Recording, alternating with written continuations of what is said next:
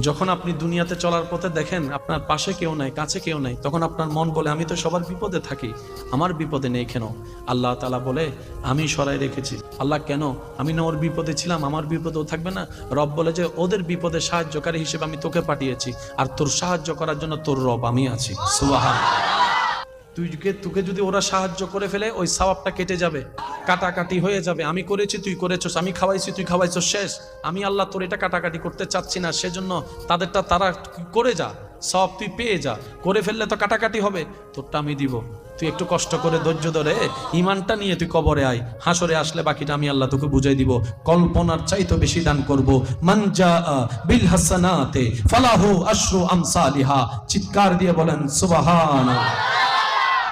আল্লাহ এবং রসুল কারো জিনিস বাকি রাখে বলে না, কারো জিনিস বাকি রাখে।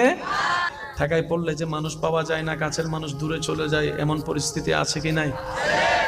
অন্যের বিপদ আপনি লাগবেন, আপনাকে কাজে লাগে ঠিকই, কিন্তু আপনার বিপদ আপনি কাউরে পাবেন না, দেখেন। কারণ এটা দুনিয়া, এটা জান্নাত নয়।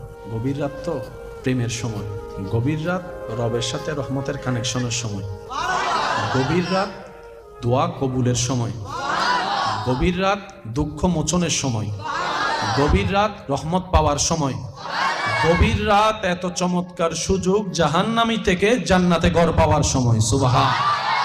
দুনিয়ার নিয়মে রাত যত গভীর হয় সম্পর্ক তত ছিন্ন হয়। দিনের বেলা রাস্তার সাথে গাড়ির চাকার যে সম্পর্কটা ছিল, যে পরিমাণ, এখন চাকার সাথে রাস্তার তেমন সম্পর্ক, ব্যাংকের সাথে সম্পর্ক, সরকারি অফিসের সাথে সম্পর্ক, এমনকি যে চিকিৎসা হঠাৎ করে নেওয়া দরকার সেই মেডিকেলে গিয়েও দেখা যায় ডাক্তার পাওয়া যায় না গভীর রাতে, কল করে।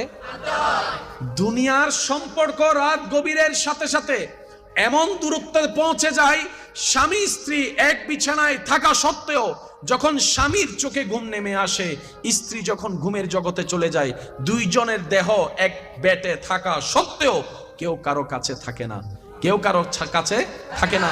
ওই একত্রিত থাকা অবস্থায় যদি স্বামীর কোনো ক্ষতি হয়, স্ত্রী ঘুমের মধ্যে থাকবে, না ডাকলে বলতেও পারে না, না ডাকলে খবরও হয় না। কিন্তু পক্ষান্তরে রাত যত গভীর হয়, বান্দার সাথে রবের সম্পর্ক তত মজবুত হয়। সুবহানাল্লাহ। মনে রাখবেন, এই পৃথিবীতে এবং আখিরাতের জন্য যারা রাতকে কাজে লাগানোর মতো লাগাতে জেনেছে, তারা দুনিয়াতেও সাকসেস, আখিরাতেও সাকসেস। এই পৃথিবীতে কোনো মানুষ অসুন্দর নাই, সবাই সুন্দর। আপন আপন জায়গায় সবাই সুন্দর, সবাই শ্রেষ্ঠ।